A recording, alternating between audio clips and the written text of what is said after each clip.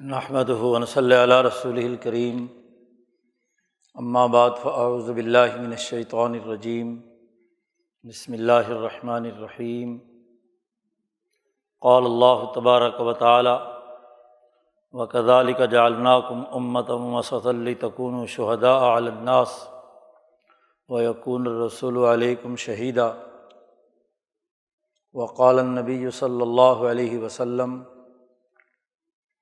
کانت بنو اسرائیل تسوسهم الانبیاء کلما ہلک نبی خلفہ نبی آخر الا لا نبی بعدی سیکون خلفاء فیکثرون۔ وقال النبی صلی اللہ علیہ وسلم لا تزال طائفۃ من امتی قائمین علی الحق لا یضرهم من خالفهم۔ صدق اللہ مولانا العظیم وصدق رسولہ النبی الکریم۔ معزز دوستو، گزشتہ کئی جمعات سے ہم قوموں کی ترقی کے دینی اجتماعی اصول پر گفتگو کر رہے ہیں۔ ہم یہ سمجھنا چاہتے ہیں کہ دین اسلام کی تعلیمات کی روشنی میں قومیں اپنی مجموعی ترقی کے لیے کن اصولوں کو اپنے پیش نظر رکھیں۔ انبیاء علیہم السلام نے انسانی زندگی کی ترقی اور اقوام کی کامیابی کے لیے جو بنیادی اساسی اصول دیے ہیں، وہ سمجھنا آج کے اس دور میں اس لیے بھی ضروری ہو گیا کہ دین اسلام کی تعلیمات اس حوالے سے عام طور پر بیان نہیں کی جاتی۔ اس کے مقابلے میں سامراجی اور ظالمانہ نظام حکومت رکھنے والی قوتوں کے افکار و خیالات، ان کے خود ساختہ بیانیے، مسخ شدہ مذہبی تصورات ہماری سوسائٹی میں زیادہ تر رائج ہے۔ اس کا نتیجہ ہے کہ ہم دین حق کی سچی تعلیمات سے اس حوالے سے قطعی ناآشنا ہوتے جا رہے ہیں۔ یہ ناآشنائی آج ہماری ذلت اور رسوائی کا سبب ہے۔ دین کا علم نہ ہو اور پھر اس پر عمل بھی نہ کیا جائے تو یہ سراسر زوال اور گھاٹے کا سودا ہے۔ اجتماعی زندگی کی تعمیر کے بغیر کوئی شخصی زندگی بھی درست طور پر ترقی نہیں کر سکتی۔ اجتماعیت انسانی زندگی کا لازمہ اور خاصہ ہے۔ اجتماعی ترقی کے بغیر ایک فرد اپنی شخصی تہذیب کے لیے بھی پورے طور پر کردار ادا نہیں کر سکتا۔ اجتماعی زندگی کی تہذیب و تشکیل کے لیے انبیاء علیہم السلام نے جو جد و جہد اور کوشش کی، اس پر ہم تفصیل سے گفتگو کرتے چلے آ رہے ہیں۔ جو حقائق اب تک ہمارے سامنے آ چکے ہیں، اس کی روشنی میں قوموں کی ترقی کے لیے ضروری ہے کہ انہی کی زبان میں انہیں یہ بات سمجھائی جائے کہ اپنے اندر اپنی ذاتی، اجتماعی اور قومی مفاد کے مطابق ایک آزادانہ رائے، حریت فکر اپنے اندر رکھیں، دوسروں کی اگلے ہوئے لقمے اپنے افکار کا حصہ نہ بنائیں، نہ ہی دوسروں کی آراء کے پیچھے لائی لگ ہو کر اپنی قومی زندگی کو مسخ کرنے کے لیے کردار ادا کریں۔ حریت فکر اور آزادی رائے انبیاء علیہم السلام کی تعلیمات کا پہلا بڑا بنیادی جز ہے۔ جب کسی قوم کے تمام افراد یا اکثر افراد ایسی آزادانہ قومی رائے رکھتے ہیں، تو ان آراء کے درمیان اگر تخالف یا تضاد ہے اور رائے کا اختلاف ضرور ہوتا ہے، اگر اختلاف رائے نہیں ہے تو دراصل وہ اجتماع ترقی نہیں کر سکتا۔ لیکن یہ اختلاف رحمت تب بنتا ہے جب اس میں مشاورت کا عمل ہو، بامعنیٰ مشاورت کے ذریعے سے ایک قومی اور اجتماعی مضبوط اور مستحکم رائے قائم کی جائے، کسی فیصلے تک پہنچا جائے، عزم اور ارادے کی نوعیت اختیار کر جائے، فیصلہ ہو، ایک آئین اور دستور کی نوعیت لیے ہوئے ہو، اور پھر اس آئین و دستور اور حکم کے مطابق اس پر عمل درآمد کرنے اور نافذ کرنے کے لیے ایک باوقار، مضبوط اور مستحکم اتھارٹی کی ضرورت ہے، انتظامی ڈھانچے کی ضرورت ہے۔ جو فیصلہ کر لیا جائے اس پر نفاذ ہو، یہ نہ ہو کہ فیصلے روز بدلے جائیں، قانون موم کی ناک بن جائے،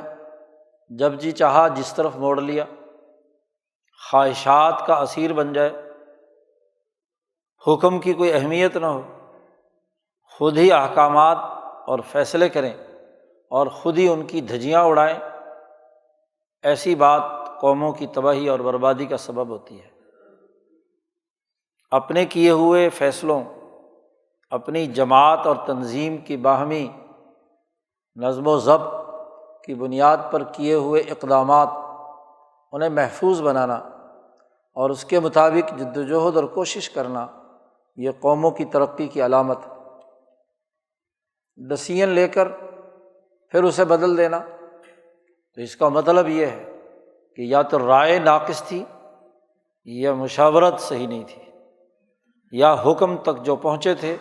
وہ پہنچنے کا عمل قانون بناتے وقت اس میں بہت سی غلطیاں رہ گئیں۔ ایسی اقوام کبھی ترقی نہیں کر سکتی۔ پھر حکومت کا ہونا، اتھارٹی کا ہونا، حکومتی نظم و نسق کا ہونا، یہ بھی ضروری ہے۔ ہر آدمی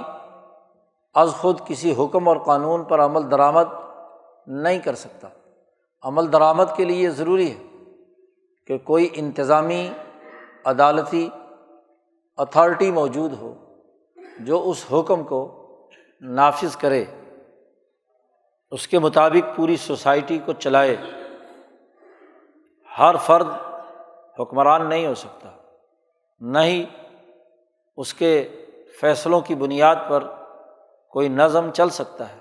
ورنہ تو سوسائٹی میں سوائے انتشار کے اور کچھ نہیں ہوتا۔ ان تمام پراسس سے گزر کر جب ایک حکومتی نظم و نسق قائم ہو گیا، قوم کا ایک مربوط اور مستحکم، پرعزم، قومی تقاضوں کو پورا کرنے والا ملی اجتماعی نظام وجود میں آ گیا، تو اب اس سسٹم کی حفاظت اور اس کی نگرانی بھی ضروری ہے۔ کیا واقعی کسی قوم کو اسی کی زبان میں تعلیم دی جا رہی ہے؟ کیا واقعی افراد کسی بھی معاملے میں جو رائے رکھ رہے ہیں، یا حکومت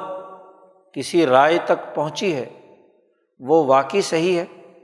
انسانیت کے لیے فائدہ مند ہے، اس کو قوم کے مجموعی مزاج کے مطابق ہے؟ کیا واقعی وہ قانون اور حکم جسے نافذ کیا گیا ہے وہ سوسائٹی کے لیے اتنا ہی ناگزیر تھا، ضروری تھا؟ اس کی نگرانی بھی ضروری ہے۔ اور پھر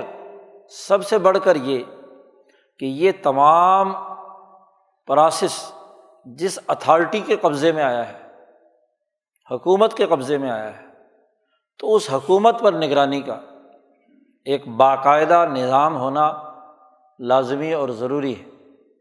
دین اسلام کی اجتماعیت اور انبیاء علیہم السلام کی تعلیمات اس بات کو بھی لازمی اور ناگزیر قرار دیتی ہیں کہ جو حکم نافذ کیا جا رہا ہے، حکومتی نظم و نسق چلایا جا رہا ہے، اس کی نگرانی کی جائے، اس کا احتساب کیا جائے، اس کا محاسبہ کیا جائے۔ بلکہ یہی نہیں، پورے نظام کا بحیثیت مجموعی محاسبہ ضروری ہے۔ اس کے لیے دین اسلام نے بڑا اہم اور بنیادی اقدام یہ اٹھایا کہ اس سوسائٹی کے تمام افراد، چاہے وہ حکمران ہوں، حکومت کے نظم و نسق کے کسی ادارے سے وابستہ ہوں، خواہ وہ عوام ہوں، کسی پیشے سے وابستہ ہوں، اس سوسائٹی کی اجتماعیت کا حصہ ہیں۔ ہر ایک کو اپنی بساط، اپنی صلاحیت، اپنی استعداد اور اپنی اجتماعیت کے ساتھ اس پورے عمل کی نگرانی کرنی ہے۔ انہوں نے اس بات کی پوری اپنی تمام تر توانائیوں کے ساتھ شہادت دینی ہے کہ کیا سوسائٹی ہموار طریقے سے آگے بڑھ رہی ہے، ترقیات کے منازل طے ہو رہی ہیں، حکومت صحیح کام کر رہی ہے، قانون سازی درست بنیادوں پر ہو رہی ہے، مشاورت حقیقی اور بامعنی ہے، رائے سازی یا جو لوگ آراء پیش کر رہے ہیں وہ آراء صحیح اور درست ہیں، یا باہر سے کوئی سامراجی لقمہ ہے، یا میڈیا کا پروپیگنڈا ہے، یا خواہشات کے گھوڑے پر سوار ہو کر رائے بنائی گئی ہے، انتہا پسندانہ رائے تو نہیں ہے، یا بالکل مروبانہ اور اس پورے ظلم کے نظام کے اعلی کار کے طور پر تو نہیں کردار ادا کر رہی۔ تو یہ جتنے مراحل ہیں، ان تمام مراحل کی نگرانی بحیثیت مجموعی عوام کی ذمہ داری ہے۔ عوامی نگرانی کا ایک نظام دین اسلام نے تشکیل دیا ہے کہ عوام نگران ہوں گے۔ ایک حکمران بھی عام فرد ہونے کی حیثیت سے وہ بھی نگرانی کرے گا، اور ایک فرد جو عوام میں سے ہے وہ بھی نگرانی کرے گا۔ اب یہ کیسے نگرانی کرے؟ باقی مذاہب کا آپ جائزہ لیجئے، خاص طور پر جو غیر حنیفی مذاہب ہیں، وہاں مذاہب ہوں یا نظام ہو، ان تمام کی سب سے بڑی خامی یہ ہے، خاص طور پر دین اسلام سے پہلے کے زمانے میں، کہ وہ انفرادیت زدہ تھے یا انفرادیت داخل کر دی گئی تھی اس میں۔ ایک مہنت، ایک پجاری، ایک برہمن، ایک ربی، ایک عیسائیوں کا سربراہ پوپ، وہ اکیلا نگرانی کر رہا ہے، اسے اختیار ہے، باقی کو کسی کو اختیار نہیں ہے۔ مثلاً ہندوستان میں دیکھیے، یہاں نگرانی کا اختیار برہمن کو تھا، اس نے کہا انسانیت کے 4 طبقے ہیں، ایک حکمران طبقہ ہے، ایک علم کا نگران طبقہ ہے برہمن، اسے نگرانی کرنی ہے حکمران طبقے کی، راجاؤں، مہاراجاؤں، راجپوتوں کی نگرانی کرنی ہے کہ وہ صحیح کام کر رہے ہیں یا نہیں کر رہے، اور حکمران برہمن کو نہیں پوچھ سکتا کہ اس نے یہ بات کیوں کہی اور کیا کہی، یہ علم جو بیان کر رہا ہے اس کی نوعیت کیا ہے۔ راجپوت نیچے کی 2 قوموں کو پوچھ سکتا ہے، ان کی نگرانی کرے گا، تاجروں کی، ویشوں کی، ان کی نگرانی کرے گا، بنیے کی کہ تجارت صحیح کی یا نہیں کی، اور اوپر کے 3 طبقات کو یہ حق حاصل تھا کہ وہ سب سے نیچے جو شودر اور دلت ہے اس پر جو مرضی حکم چلائے، جیسے مرضی اس کے ساتھ کام کرے، اس کو رائے دینے کا حق بھی نہیں ہے، اسے مندر میں آنے کا بھی حق نہیں ہے، وہ علم پر بات ہی نہیں کر سکتا۔ علم پاک ہے اور وہ ناپاک ہے، اور ناپاک کا کیا کام کہ وہ پاک چیز پر کوئی تصور کر سکے۔ اس لیے وہ دلت اور شودر نہ تو تجارت جیسا معزز پیشہ اختیار کر سکتا ہے، نہ حکومت کے کسی انتظامی ڈھانچے میں آ سکتا ہے، اور نہ ہی برہمن ہونا تو بہت دور کی بات ہے۔ اسی طرح جو تاجر ہے، بنیا ہے، وہ کبھی حکومت میں نہیں آ سکتا، اس کا کام حکومت نہیں ہے، بس دکان کھولے، ادھر سے سودا خریدے، ادھر دے، سود خوری کرے، جو مرضی کرے، انتظامی ڈھانچے میں وہ نہیں آ سکتا، ایک مخصوص طبقہ اسے مقرر کر دیا۔ اسی طرح راجپوت ہے، اس کا کام ہے راجدھانی چلانا، حکم چلانا، جنگ لڑنا، اس کا علم سے کوئی تعلق نہیں ہے، وہ علم نہیں سیکھ سکتا، بس اس حد تک علم کی بات کرے گا کہ وہ جو حکومتی اور ریاستی اقدامات کے حوالے سے برہمن نے اسے کہہ دیا، وید کا جو اسلوب اسے سنا دیا، اس سے آگے کی بات اس پر عمل درآمد اس کی ذمہ داری ہے۔ یہ جو پورا برہمنیت ازم کا ایک پورا نظام بنا دیا گیا، اجارہ داریاں پیدا کر دی گئیں، نگرانی کا نظام سرے سے ختم کر دیا، اور جہاں جہاں مجوسیوں کا نظام دیکھ لو، اس کی بھی یہی حق، حتیٰ کہ مسخ شدہ یہودیت میں بھی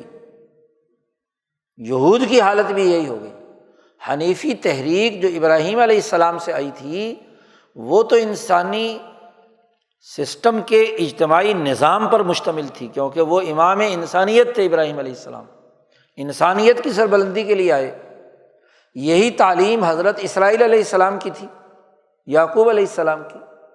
یہی تعلیم یوسف علیہ السلام نے نافذ کی، یہی تعلیم تھے جس کے سب سے بڑے نافذ کرنے والے، حکومت بنانے والے حضرت موسیٰ علیہ السلام ہیں، جن کی جد وجہد سے بنی اسرائیل میں ایک انقلابی صلاحیت پیدا ہوئی، اور یوشع بن نون نے ان کے بعد حکومت قائم کی، سلیمان اور داؤد ہیں۔ آپ دیکھیے کہ ان کی تعلیمات کو مسخ کر کے اس کو انفرادیت زدہ بنا دیا، یہودی ربی کے پاس وہی برہمنیت کے اختیارات آ گئے، باقی تمام انسانوں سے وہ اپنے آپ کو بالاتر سمجھنے لگا، اس کی نگرانی کوئی نہیں کر سکتا۔ جی، یہی حال مسخ شدہ عیسائیت کا ہوا۔ اور پھر ویسے بھی ان انبیاء علیہم السلام کی تعلیمات کے تناظر میں ایک اور حقیقت بھی تھی کہ بنی اسرائیل حضرت ابراہیم علیہ السلام اور اسحاق علیہ السلام کی تعلیمات کو مسخ کر کے جس انتہا پر پہنچ چکے تھے، ان کے علاج معالجے کے لیے حضرت موسیٰ علیہ السلام کو جو تعلیمات بھی دی گئیں، شریعت بھی دی گئی، وہ بھی انتہائی سخت تھی، کیونکہ وہ بڑے ظالم تھے، بہت خرابیاں ان کے اندر موجود تھیں، ظلم کیے ہوئے تھے۔ اس لیے وہ جو غلامی کے زمانے میں گزرے اور پستی کی حالت میں رہے، اعلیٰ اعتدال سے ہٹ گئے، عدل کی سوچ نہیں رہی، قومی مزاج نہیں بنا، تو اس قوم کو ترقی دینے کے لیے حضرت موسیٰ علیہ السلام کو کتنی جدوجہد کرنی پڑی۔ سورۃ بقرہ میں یا بنی اسرائیل اذکروا سے لے کر تقریباً آدھا پارہ اللہ پاک نے حضرت موسیٰ علیہ السلام کی اس عظیم جدوجہد اور نعمتوں کا تذکرہ کیا ہے کہ کس طریقے سے بنی اسرائیل کی تعلیم و تربیت کے لیے موسیٰ علیہ السلام کو جدوجہد اور کوشش کرنی پڑی۔ اسی لیے ان پر سخت قوانین نافذ کیے، کیونکہ علاج کرنا تھا۔ جب مریض ہوتی ہے انسانیت تو اس کے علاج معالجے کے لیے ضروری ہوتا ہے کہ ڈوز ذرا بڑھا کر دینی پڑتی ہے۔ اس لیے ان کی طہارت کا قانون بھی سخت تھا، کپڑے کو نجاست لگ جائے کپڑا کاٹ کر پھینکنا پڑتا تھا، دھونے سے پاک نہیں ہوتا تھا۔ عبادت صرف اور صرف بیت المقدس میں ہوگی، اس کے علاوہ باہر عبادت نہیں ہو سکتی، پابندی لگا دی، کیونکہ باہر کی وجہ سے ان کے اندر اتنی غفلت تھی کہ توجہ الی اللہ نہیں بن رہی تھی۔ ادھر سے مصر سے جب فرعون سے آزادی دلا کر موسیٰ علیہ السلام لائے ہیں تو گائے کا تقدس اتنا ان کے دماغ پر حاوی تھا مصری تہذیب کی وجہ سے کہ انہیں باقاعدہ گائے ذبح کرنے کا حکم دیا گیا، تو وہ کہتے ہیں اچھا آپ ہمارے ساتھ مذاق کر رہے ہیں، اتتخذنا ہزوا۔ موسیٰ علیہ السلام نے کہا عجیب بات ہے، میں مذاق، یہ اللہ کا نبی ہوں، اللہ کے نبی کا کام مذاق کرنا ہوتا ہے؟ علم کی بات بیان کر رہا ہوں جی، اللہ کی پناہ میں آتا ہوں میں جہالت کی بات سے۔ مذاق کرنا تو جہالت کی بات ہے، ایک ہے مزاح اور ایک ہے مذاق، دونوں کے درمیان بڑا فرق ہے۔ محض لذت لینے کے لیے کسی سے چھیڑخانی کرنا، کسی کو ذلیل کرنا، کسی کو اور ایک ہے تھوڑا سا گپ شپ لگانے کے لیے، ریلیکس کرنے کے لیے مزاح۔ نبی اکرم صلی اللہ علیہ وسلم نے مزاح فرمایا ہے تو یہ نہیں کہ حضور صلی اللہ علیہ وسلم یا انبیاء علیہم السلام کی تعلیمات میں۔ تو موسیٰ علیہ السلام نے کہا یہ کیسے ہو سکتا ہے، اور وہ بھی ہزوا، مذاق سے بھی اوپر بڑھ کر ہذیان کی بات، فضول بات۔ ایک اتھارٹی کوئی حکم قانونی طور پر نہیں ہے، ویسے ہی کوئی ایک حکم مذاق کرے، افسر کا حکم یا اس کا نوٹیفیکیشن مذاق ہوتا ہے؟ وہ تو نفاذ ہوتا ہے اس بات کا جو اس ریاست نے فیصلہ کیا ہے۔ آج کل پھرتے رہتے ہیں سوشل میڈیا پر، ایسے ہی کسی نے کوئی حکم جاری نہیں کیا، اس کے نام سے مہر لگا کر جعلی بنایا اور کوئی جناب آرڈر جاری کر دیا تو یہ فضول باتیں آج اس زمانے کی ہیں، ورنہ انبیاء علیہم السلام اللہ کا حکم سناتے ہیں۔ تو بات یہ ہے کہ اس قوم کی تربیت کے لیے ان میں آزادی رائے کو درست طور پر قائم کرنے، اللہ کی طرف متوجہ ہونے، انسانیت کی خدمت کرنے کے لیے موسیٰ علیہ السلام کو بہت سارے ایسے سخت قوانین ان کے اوپر نافذ کرنے پڑے، جس کی وجہ سے ان کی تعلیم و تربیت آگے بڑھ سکتی تھی۔ نہیں مان رہے تھے تو پہاڑ لا کر کھڑا کر دیا اللہ پاک کہتے ہیں مانتے ہو کہ نہیں مانتے؟ ادھر سے تو تم تسلیم کر کے آئے ہو موسیٰ علیہ السلام کو، فرعون کی آزادی سے رہا ہو کر آئے، اور یہاں آ کر بات نہیں مانتے تورات کے احکامات کی۔ تو بہت سارے ایسے سخت قوانین تھے جو گویا کہ اعتدال اور انصاف پر مبنی حکم سے زیادہ سخت تھے۔ اور اسی طرح دوسری طرف عیسائی، جنہوں نے رہبانیت کے نام پر اور یہودیوں کی سختی کے بعد حضرت عیسیٰ علیہ السلام نے انسانیت کو اپنے ساتھ جوڑنے کے لیے، ان کے تشدد کے خاتمے کے لیے بہت ساری آسانیاں پیدا کی تھی تو ان آسانیوں کی وجہ سے ہی رہبانیت کا ایک مسخ شدہ سلسلہ عیسائیت کے اندر جاری ہو گیا۔ تو دونوں کی تعلیمات ان کے علاج معالجے کی نیت سے بہت سارے قوانین ریلیکس کیے حضرت عیسیٰ علیہ السلام نے اپنی امت کے لیے، کہ تاکہ وہ جو یہودیوں کا تشدد ہے، ان کا جو ظلم ہے، اس سے نکل کر انسانیت کو پیار و محبت سے اپنے ساتھ جوڑا جائے۔ اس جوڑنے کے لیے انہوں نے ان کو بہت ساری رسی ڈھیلی چھوڑی، ان کو مواقع دیے کہ ان کی انسانیت جاگ جائے، ان کی رائے درست بن جائے، ان کے اندر ایک صلاحیت اور استعداد پیدا ہو جائے۔ یہ کام کرنے کے لیے حضرت عیسیٰ علیہ السلام نے ان کے علاج معالجے کے طور پر یہ چیزیں تبدیل کی، جو موسوی تعلیمات کے اندر بہت سخت تھی۔ تو ایک طرف سراسر نرمی اور ایک طرف سراسر سختی، اور وہ بھی ان حالات کی وجہ سے علاج معالجے کے طور پر۔ اب نبی اکرم صلی اللہ علیہ وسلم تشریف لائے تو آپ صلی اللہ علیہ وسلم کی تعلیمات کے بارے میں اللہ پاک نے فرمایا وَكَذَلِكَ جَعَلْنَاكُمْ أُمَّةً وَسَطًا لِتَكُونُوا شُهَدَاءَ عَلَى النَّاسِ، ہم نے کذالک ایسے ہی، کیسے ہی، اس آیت کا شان نزول ہے کہ نبی اکرم صلی اللہ علیہ وسلم جب مدینہ منورہ تشریف لے گئے اور وہاں یہودی بیت المقدس کی طرف رخ کر کے نماز پڑھتے تھے، تو رسول اللہ صلی اللہ علیہ وسلم نے تدبیر اور حکمت کے طور پر یہ فیصلہ فرمایا کہ ہم بھی نماز بیت المقدس کی طرف رخ کر کے پڑھیں گے۔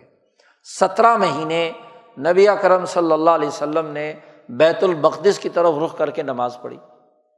اور پھر اللہ کی طرف سے حکم آیا، نبی اکرم صلی اللہ علیہ وسلم کی چاہت بھی تھی، انسانیت کا ایک عالمگیر نظام بنانے کے لیے ضروری تھا کہ ابراہیمی تحریک کا جو اصل مرکز اسماعیل علیہ السلام کے ذریعے سے بیت اللہ الحرام جو بیت المقدس سے بہت سال پہلے بن چکا تھا اس اصل مرکز کو بحال کیا جائے۔ حضرت اسماعیل علیہ السلام اسحاق علیہ السلام سے 14 سال بڑے ہیں، اور اسحاق ابھی پیدا بھی نہیں ہوئے تھے کہ بیت اللہ الحرام جو ہے اس کی تعمیر حضرت ابراہیم علیہ السلام نے شروع کر دی تھی، اور بیت المقدس اسحاق علیہ السلام نے نہیں بنایا۔ بیت المقدس کا مرکز حضرت یعقوب علیہ السلام نے، اسرائیل علیہ السلام نے بنایا۔ جب حضرت اسحاق علیہ السلام کا وصال ہو گیا اور یعقوب علیہ السلام نبی بنے، اور آپ جب یہاں آئے فلسطین میں، یروشلم میں، تو آپ نے یہ بیت المقدس بنایا۔ تو خانہ کعبہ کے بننے کے تقریباً 40 سال بعد، جو نبی اکرم صلی اللہ علیہ وسلم نے فرمایا ہے، بخاری کی روایت ہے کہ دونوں مسجدوں کے بننے میں 40 سال کا فرق ہے، تو حضرت اسحاق علیہ السلام کے بعد یعقوب علیہ السلام نے بیت المقدس تعمیر کیا ہے۔ تو جو اصل مرکز تھا حنیفیت کا، عدل و اعتدال کا، وہ نبی اکرم صلی اللہ علیہ وسلم نے اللہ سے دعا کی، اور اللہ پاک نے فرمایا کہ ٹھیک ہے، آپ کا قبلہ جو ہے وہ بیت اللہ الحرام ہے۔ اب جب قبلے کا ادھر رخ ہو گیا اور نماز ادھر پڑھنا شروع کی، تو حضرت معاذ ابن جبل رضی اللہ تعالیٰ عنہ سے یہودیوں کے سرداروں نے کہا کہ یہ جو محمد صلی اللہ علیہ وسلم نے قبلہ بدل لیا ہے، تو یہ ہمارے ساتھ حسد کی وجہ سے بدلا ہے۔ ہم جو ہیں دنیا میں اعدل الناس ہیں، انبیاء کی تعلیمات کے ہم وارث ہیں، ابراہیم علیہ السلام کے ہم وارث ہیں، موسوی تعلیمات کے ہم وارث ہیں، تو ہم چونکہ بہت ہی عدل و انصاف والے اور ہمارا معتدل دین اور مذہب تھا، اب اس کے علاوہ اور کوئی وجہ نہیں۔ ویسے تو محمد صلی اللہ علیہ وسلم کہتے ہیں عدل قائم ہونا چاہیے، اور عدل پر ہمارا مذہب ہے، اور اب حضور صلی اللہ علیہ وسلم نے یہ جو قبلہ بدلا ہے تو نعوذ باللہ ہمارے ساتھ حسد کیا ہے۔ یہ بات انہوں نے حضرت معاذ سے کہی۔ حضرت معاذ رضی اللہ تعالیٰ عنہ نے رسول اللہ صلی اللہ علیہ وسلم کو یہ بات بتلائی، تو اس پر یہ آیت نازل ہوئی اور فرمایا کہ دیکھو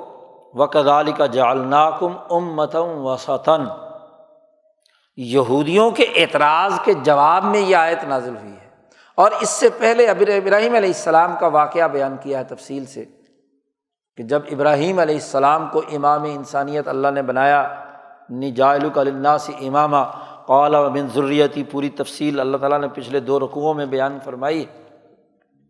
اس کے بعد تحویل قبلہ کا قانون بیان فرمایا ہے، اور اس کے بعد فرمایا وَكَذَلِكَ، ایسے ہی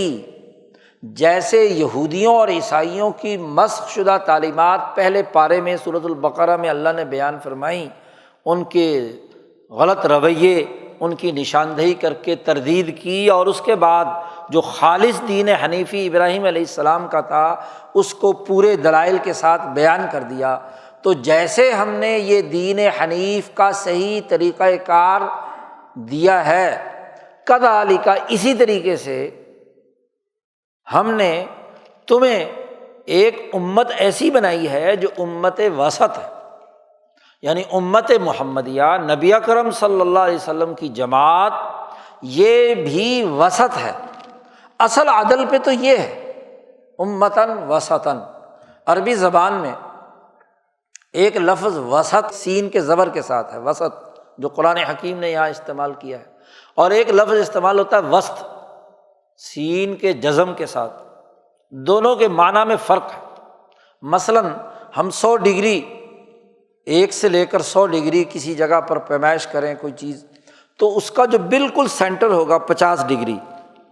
اس 50 ڈگری کو کہ 50 ادھر ہو 50 ادھر ہو، یعنی اس کا جو بالکل سینٹر ہوگا اسے وسط کہتے ہیں، سین کے زبر کے ساتھ۔ اور اس 50 سے اس طرف یا اس 50 سے اس طرف، یہ وسط ہے۔ 2 ڈگری، 3 ڈگری، 5 ڈگری، 10 ڈگری، 25، 26، 30، 40، 45، 48 تک، 49 تک، یہ سب وسط ہے، 2 کے درمیان ہے لیکن وسط نہیں ہے۔ اسی طرح 51 سے لے کر 99 تک وسط ہے، وسط نہیں ہے۔ تو بڑا جامع اور بلیغ جملہ اللہ پاک نے استعمال فرمایا کہ امتاً وسطاً، یہ امت جو ہے یہ امت وسط ہے۔ ایسی امت جو منتخب شدہ بھی ہے اور عدل بھی ہے۔ مفسرین کہتے ہیں خیاراً و عدلاً، سراپا عدل ہے اور سراپا خیر ہے، انسانیت کے لیے خیر امت ہے۔ دوسری آیت میں فرمایا کنتم خیر امت، اور سراپا عدل ہے، عدل ہے، عدل کی اساس پر وہ کردار ادا کرتی ہے، تو عدل ہو اور خیار ہو، تو ایسی منتخب اور عدل و انصاف والی امت ہے۔ اب ذرا پیچھے پورا ایک پارہ جو ہے اس پر نظر دوڑائیے۔ تم کہتے ہو، یہودیوں نے کہا تھا کہ بھئی ہم عدل پر ہیں، اور یہ محمد صلی اللہ علیہ وسلم نے کیا ہے، نعوذ باللہ ہم سے حسد کر کے کیا ہے قبلے کا رخ ادھر بدل دیا۔ تو اللہ پاک نے فرمایا تم وسط نہیں ہو، یہ امت جو ہے وہ وسط ہے، یعنی یہ امت ایسی ہے، یہ جماعت ایسی ہے، یہ دین اسلام بین الاقوامی نظام ایسا ہے کہ جو نہ یہودیوں کی انتہا پسندی اس کے اندر ہے، تو اس کے تشددات اور تعمقات وہ بھی نہیں ہے، اس کی تحریفات بھی نہیں ہے، اور نہ ہی اس امت کے اندر عیسائیوں کی طرح کے جو ایسی لچک اور نرمی کہ جس میں رہبانیت صرف عبادت کا خود ساختہ طریقہ ہو، کسی قانون، کسی ضابطے، کسی ڈسپلن کی کوئی پابندی نہ ہو، نہ ایسی آزادی جو مجذوبوں اور راہبوں میں پائی جاتی ہے۔ کیونکہ جب کسی سوسائٹی میں کوئی قانون نہ ہو، جنگلوں میں رہنا ہے، جنگل میں کیا قانون ہوتا ہے؟ راہب نے غار کے اندر رہنا ہے، جب مرضی اٹھے، جب مرضی سوئے، جب مرضی،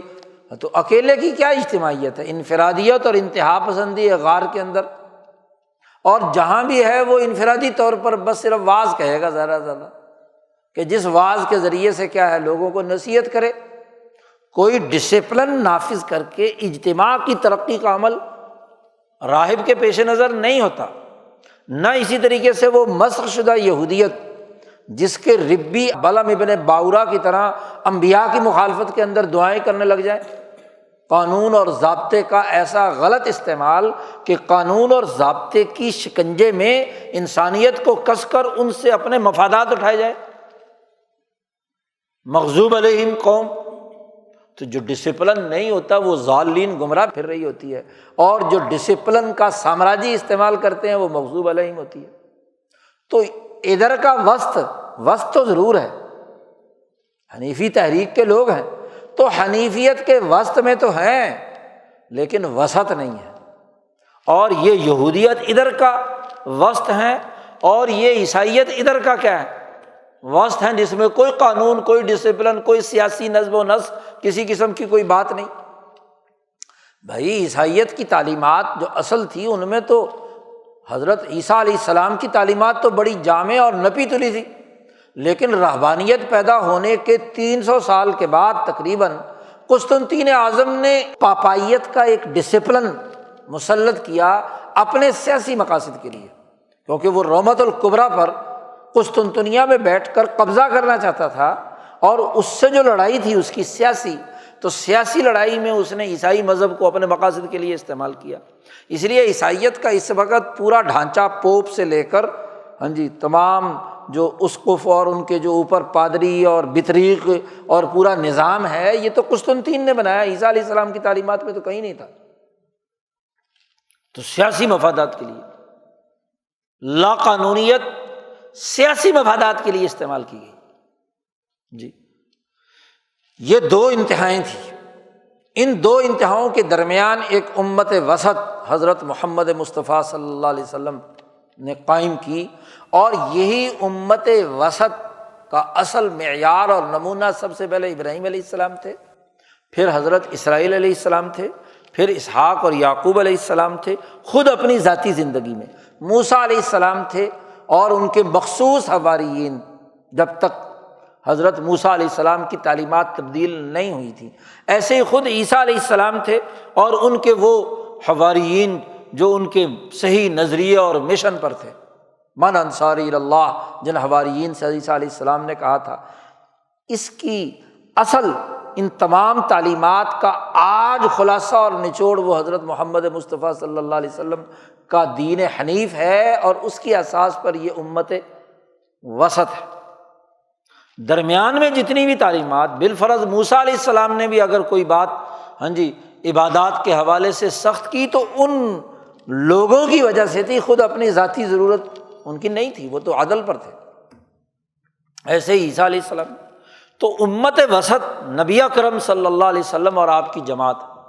تو اللہ پاک نے فرمایا ایسے ہی جیسے ہم نے اب دین حنیفی ابراہیمی حضرت محمد مصطفیٰ صلی اللہ علیہ وسلم کے ذریعے سے واضح کیا امام انسانیت کی تعلیم کو، ایسے ہی ہم نے یہ جو جماعت بنائی ہے مسلمانوں کی، یہ امتاً وسطاً۔ کیوں بنائی ہے؟ اس لیے بنائی ہے کہ جو لوگ اس وسط سے اس طرف ہیں یا اس وسط سے اس طرف ہیں، ادھر کے انتہا پسند ہے یا ادھر کے انتہا پسند ہے، یا اس پورے ملت ابراہیمیہ حنیفیہ کے منکر ہیں، ان کے اوپر یہ نگرانی کریں، لِتَكُونُوا شُهَدَاءَ عَلَى النَّاسِ۔ اس امت وسط کے علاوہ ممکنہ طور پر جو جماعتیں ہو سکتی تھی وہ 3 یا 4 ہو سکتی ہیں جی، ایک یہودیت، ایک عیسائیت، ایک مشرکین مکہ جو نہ یہودیت اور نہ عیسائیت کو، یعنی پورے ملت حنیفیہ ابراہیمیہ کے جو اصل بنیادی قانون اور ضابطے سے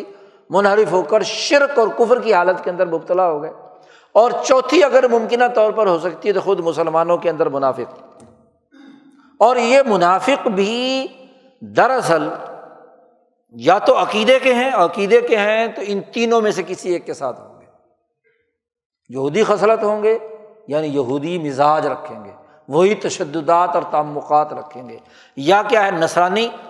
اور عیسائی اساس پر وہ منافقت کر رہے ہوں گے، اور یا مشرکین مکہ کے رویوں کے حامل ہوں گے، جاہلیت کے زمانے کی چیزیں ہوں گی، اور چوتھی جو منافقین ہیں وہ یعنی منافقین کی دوسری قسم نفاق عملی کہ دین اسلام کا حلق سے اوپر تو نام لیتے ہیں لیکن عمل نفاق عملی کے اندر مبتلا ہے۔ تو اس پورے دائرے میں اصل بنیادی امت واحدہ یا امت خیر امت یا امت وسط وہ امت محمدیہ صلی اللہ علیہ وسلم ہے، اور وہ امت وہ ہے جس کی رائے سازی سورۃ البقرہ کے اندر اللہ پاک نے بیان فرمائی، حقائق ان کے سامنے بیان کیے کہ آدم علیہ السلام کو ہم نے خلیفہ بنایا زمین میں، اور ابراہیم علیہ السلام کو ہم نے امام انسانیت بنایا، اجتماعیت کے اس نظم و نسق انہوں نے اس کے لیے اذ یرفع ابراہیم القواعد من البیت و اسماعیل بیت اللہ الحرام کی مرکزیت قائم کی، پھر تحویل قبلہ بھی اسی کے ذیل میں آ گئی، اور اس سے پہلے یا ایھا الناس اعبدوا ربکم الذی خلقکم، اللہ کی وحدانیت اور اللہ کی عبادت کا حکم دے کر یہ جو اصول انسانیت سکھائے، رائے بنائی، اور اس سے پہلے مکی صورتوں میں جو اس جماعت کی تربیت کر کے جو امور واضح کیے، سرمایہ پرستی کا رد کیا، الہاکم التکاثر حتی زرتم المقابر وغیرہ وغیرہ، شرک اور کفر اور ظلم ان تمام سے برات کر کے اس جماعت کی جو تربیت کی ہے تو کس لیے کی ہے؟ لِتَكُونُوا شُهَدَاءَ عَلَى النَّاسِ، مشرکین کی بھی نگرانی کرنا ہے، یہودیوں کی بھی، عیسائیوں کی بھی، منافقین کی بھی، خود اپنے داخلی نظام کی بھی، یہ مجموعی طور پر اس امت کا فریضہ ہے، اور امت کے اس فریضے کے لیے ابراہیم علیہ السلام کے زمانے سے مراکز بنانے کی بات چلی، مرکز کے بغیر کوئی اجتماعیت قائم نہیں ہوتی، تو مرکز بیت اللہ الحرام بنایا گیا، اور اس بیت اللہ الحرام کی طرف رخ کر کے اب مسجد نبوی بنائی جا رہی، اور پھر دنیا بھر کی مسجدوں کو حکم دیا گیا کہ وہ بیت اللہ الحرام کی طرف رخ کر کے اپنے اپنے علاقے میں اپنی اپنی اقوام کی اجتماعیت کے لیے مرکز بنائیں، اور اجتماعیت کے اس مرکز کو چلانے کے لیے جیسا کہ تفصیل سے پہلے کئی دفعہ گفتگو ہو چکی ہے کہ مسجد میں اذان کی اجتماعیت بھی رائے اور مشورے سے ہوئی،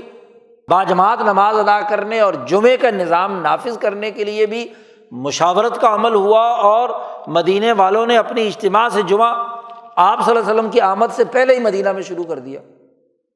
ان کے مشورے سے ہوا، کیونکہ جب اجتماعیت کا مرکز ہے تو اجتماعی رائے سے ہوگا، بامعنی مشاورت سے ہوگا، خود اپنا فیصلے سے ہوگا، اور اس فیصلے کے نفاذ کا مرکز بھی مسجد نبوی بنا دی گئی۔ اب جتنے بھی احکامات ہیں سارے کاموں کا مرکز مسجد ہے، تو عوامی نگرانی کے نظام کا مرکز مسجد نبوی۔ اللہ کی عبادت کرنی ہے تو قبلہ رخ ہو کر اسی مسجد میں کرنی ہے، جماعت کی نماز نہیں چھوڑنی، اپنے اپنے گھروں میں انفرادی طور پر نمازیں نہیں پڑھنی، فرض نمازیں پڑھنے کے لیے ضروری ہے کہ محلے والے اپنے اپنے گھروں سے نکلیں اور اس اجتماع میں آئیں، اس مسجد میں آئیں، اجتماع کے اندر شریک ہوں، 5 وقت، اور پھر اس کے فضائل بتلائے کہ جی وضو کر کے پیدل آئے گا تو ہر قدم پر اتنا ثواب، اتنا ثواب، اجتماعیت کے لیے۔ پھر یہ بات بھی واضح کی گئی تھی پیچھے کہیں گفتگو میں کہ جب مسجد میں آئے گا اجتماعی طور پر، تو امام شاہ ولی اللہ فرماتے ہیں کہ یہ اجتماع اس لیے ہے کہ اس کے ذریعے سے تحریف کا راستہ رک جائے۔ انفرادی طور پر گھر میں اپنے اپنی پڑھ رہے ہیں، پتہ نہیں کیسے پڑھ رہے ہیں، اپنے انفرادی طور پر لوگوں کی مدد کر رہے ہیں، پتہ نہیں کیسے کر رہے ہیں۔ اجتماعی نظام مسجد میں ہوگا، لہذا مسجد بنائی گئی، عبادات ایک امام کے پیچھے ایک آواز کے ساتھ ایک ڈسپلن کے ساتھ نماز ادا کریں، خطبہ ہوگا، تمام لوگ خطبہ حکم جو بیان کیا جا رہا ہے خطیب کی طرف سے اس کو کیا ہے توجہ سے سنیں گے، آپس کی گفتگو نہیں کریں گے۔ تو عبادات کا نظام، روزے کے ساتھ تراویح کا اجتماعی نظام، روزے کی اجتماعیت کے لیے قیام اللیل وہ اجتماعی طور پر قائم ہونے کے حوالے سے کیا ہے مسجد کو مرکزیت عطا کی گئی۔ اسی طرح زکوٰۃ وصول کی جائے گی، اور ڈھیر آ کر کہاں مسجد نبوی میں لگ رہی ہے جی، وہ گویا کہ بیت المال بھی ہے، خزانے کا مرکز بھی ہے۔ تو زکوٰۃ کا اجتماعی نظام سب کے سامنے ہو کہ جو زکوٰۃ جس نے دی ہے وہ زکوٰۃ دیکھو، سب کے سامنے یہ ڈھیر لگا ہوا ہے، کوئی آدمی کہے کہ میں نے زکوٰۃ میں فلانا مال دیا تھا، وہ تو یہاں نظر نہیں آ رہا، کوئی خرد برد تو نہیں ہو گیا، سب کو پتہ ہو کہ یہ مال جو ہے اجتماعی طور پر یہاں پر موجود ہے۔ جانور ہیں تو جانوروں کے لیے الگ سے مسجد کے ساتھ ہی جگہ بنائی نبی اکرم صلی اللہ علیہ وسلم، ظاہر مسجد میں تو نہیں لا سکتے، اس کے لیے الگ جگہ بنائی اور کہا کہ دیکھو جس نے جو جانور دیے ہیں وہ وہاں رکھے میں، خود ہی دیکھ لو، اجتماعی نظام بنا۔ حج کا اجتماعی نظام، تمام اجتماعی طور پر اجتماعی وقت کے ساتھ وہاں جائیں گے بیت اللہ الحرام میں۔ تو عبادات کا اجتماعی نظام بنا کر نگرانی کا نظام بنا دیا، وہاں کوئی بھی آدمی احرام کی حالت میں غلط کام کرے تو دوسرا نگرانی کرے گا نا کہ بھائی یہ تم نے کیا حرکت کی ہے،